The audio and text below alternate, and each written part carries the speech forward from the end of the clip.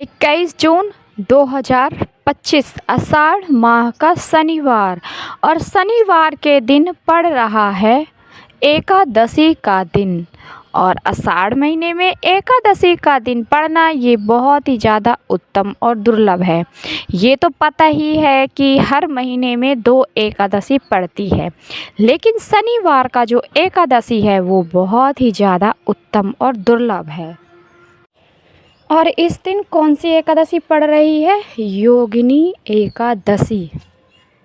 योगिनी एकादशी के दिन अगर आप बहुत ही छोटा सा उपाय कर लेते हैं, बस पूरी सच्ची श्रद्धा पूरा विश्वास होना चाहिए, क्योंकि जहाँ विश्वास है वहीं आप सफल होगे। अगर विश्वास नहीं है तो बनते हुए काम भी बिगड़ जाते हैं। तो आपको पूरे विश्वास के साथ, सच्ची श्रद्धा के साथ ये उपाय करना होगा।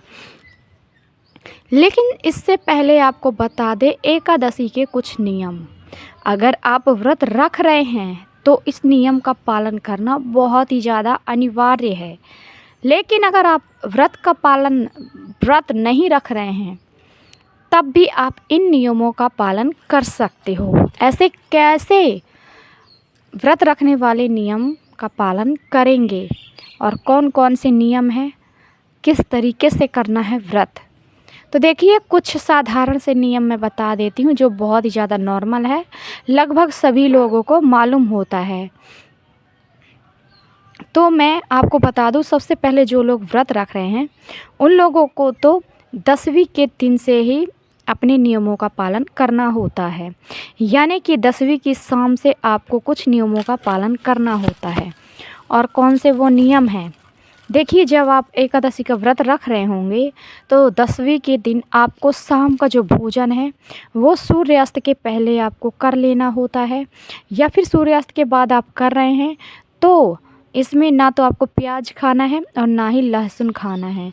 प्याज और लहसुन का इस्तेमाल बिल्कुल भी नहीं करना है, ना तो आपको मांस मदिरा का सेवन करना है।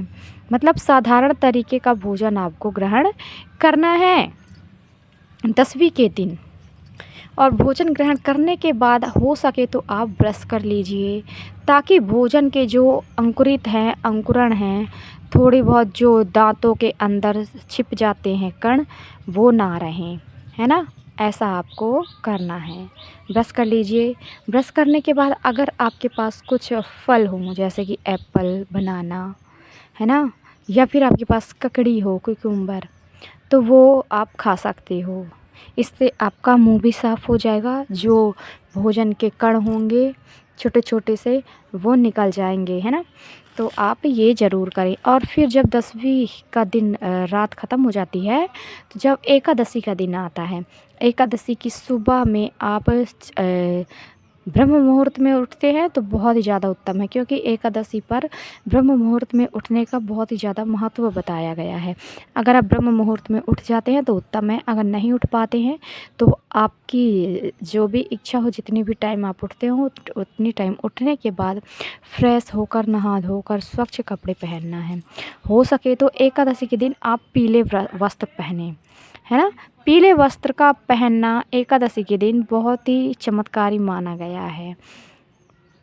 एकादशी का जो दिन होता है हमारे श्री हरि विष्णु के लिए समर्पित होता है, और माता तुलसी की विशेष रूप से पूजा की जाती है इस दिन।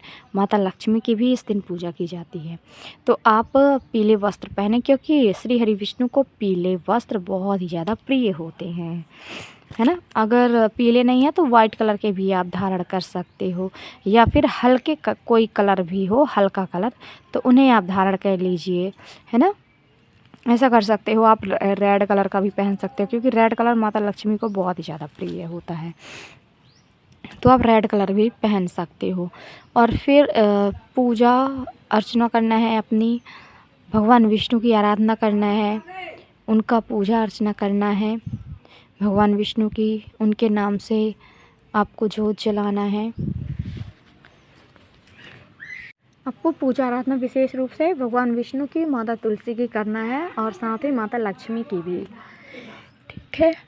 सुबह की पूजा करने के बाद दिन में आप कुछ अगर आप नॉर्मल व्यक्ति हो, यानी कि आपको कोई बीमारी नहीं है, आप स्वस्थ हो, तो आप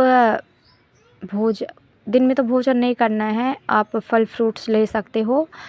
अगर आप स्वस्थ हो तो आप ऐसे ही व्रत कर सकते हो, कोई भी फल फ्रूट नहीं खाना है, जल बस आप पी सकते हो। अगर आप बीमार हो, आपको बीमारी रहती है, आपको दवाइयाँ खानी पड़ती हैं, तब आप फल फ्रूट्स खा सकते हो दोपहर के टाइम पे। पानी पी सकते हो, चाय वगैरह पी सकते हो, है ना? क्योंकि बीमार व्यक्तियों के लिए ये सब छूट होता है, तो आप इतना कर सकते हैं। शाम के समय पूजा आराधना आप कर लीजिए। आप भोग के लिए आप ऐसा कीजिएगा, एक बात तो ये कि जब आप पूजा करते हैं तो आपको चावल का इस्तेमाल नहीं करना है, चावल छूना भी नहीं है इस दिन, वर्जित होता है एकादशी के दिन चावल का इस्तेमाल करना। इस चीज़ का ध्यान दीजिएगा। तो आप शाम के समय पूजा करेंगे, आप अपने भोजन में कुछ साधारण सा रखिएगा जिसमें कि फल फ्रूट्स भी हो सकते हैं। कुछ ऐसा फलाहार जो आप अनाज का इस्तेमाल ना करें तो अच्छा ही रहेगा, क्योंकि एकादशी के दिन कोई भी अनाज नहीं खाया जाता है।